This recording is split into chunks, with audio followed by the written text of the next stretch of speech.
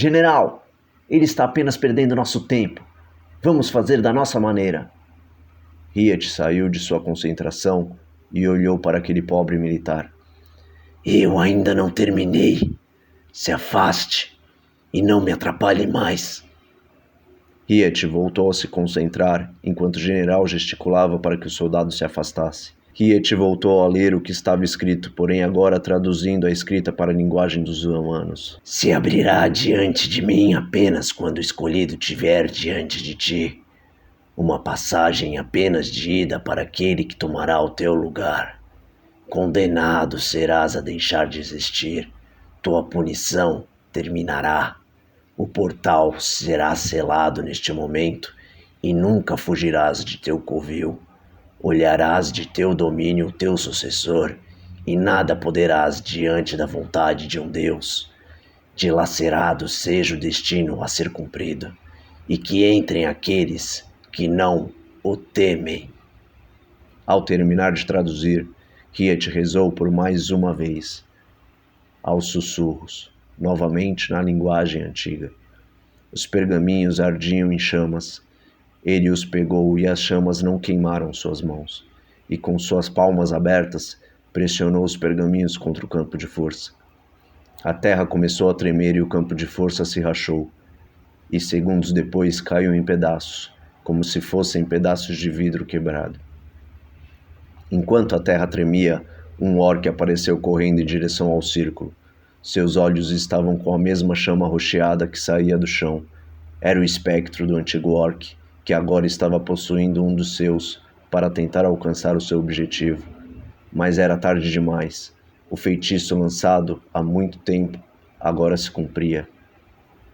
Os pergaminhos se desfizeram nas mãos de Hiet. Atrás do orc dominado pelo espectro, vinha uma imensidão de demônios deformados. Eram humanoides, orcs, goblins e ogros. Todos estavam correndo, e acima deles meia dúzia de gárgulas, lideradas pelo Willard possuído. Assim que o orc entrou no círculo, o seu corpo começou a se desintegrar, e o espectro começou a arder em chamas vermelhas, e aos poucos foi virando cinzas. Era o fim daquele espectro amaldiçoado pela ganância. Todos os militares e os piratas começaram a dar pequenos passos para trás e se preparavam para enfrentar os inimigos que vinham em sua direção. Aqueles monstros corriam ferozmente, com suas armas levantadas e aos berros prontos para atacar. Willard possuído foi o primeiro a entrar no círculo, seguindo de seus demônios e dos enormes ogros deformados. Enquanto Willard possuído já estava bem próximo ao centro, a terra começou a tremer com mais força, e ele parou de frente à rachadura. O círculo estava quase todo preenchido.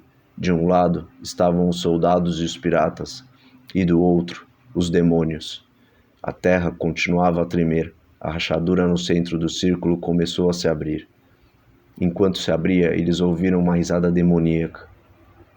Willard abriu os braços e continuou rindo, olhando os rostos apavorados dos militares e de alguns piratas. Chamas negras saíam de seus olhos. Ele estava possuído por um ser do submundo.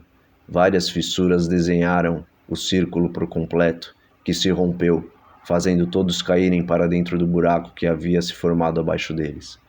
Enquanto caíam no vazio, a escuridão tomou conta de suas visões quando, de repente, eles sentiram seus corpos atravessarem uma barreira que separava o mundo deles daquela prisão mágica feita pelo grande mago. Eles desmaiaram.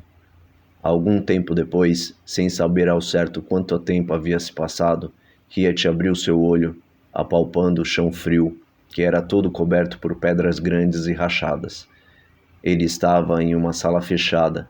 As paredes e o teto eram feitos de pedaços quadriculados de pedra, e a sala era iluminada por tochas que ficavam penduradas na parede. Ao lado de Hiet estavam os dois paladinos. Ele se levantou rapidamente procurando por Brandon, Durhan e Lane, mas não havia mais ninguém por perto. Na queda, por algum motivo, eles haviam se separado. Os paladinos se moveram, mostrando sinais de vida. Hiet chegou perto deles para ajudá-los, estendendo sua mão para levantar um, e depois o outro. Um dos paladinos retirou seu elmo, e, pela primeira vez, Hiet via seu rosto. A face do paladino era de um formato quase quadrado, Seu maxilar era saltado nos lados. Seus olhos eram fundos e azuis. As sobrancelhas eram loiras, bem claras, assim como seu cabelo, curto, loiro e enrolado. Ele tinha a expressão de um homem bem forte.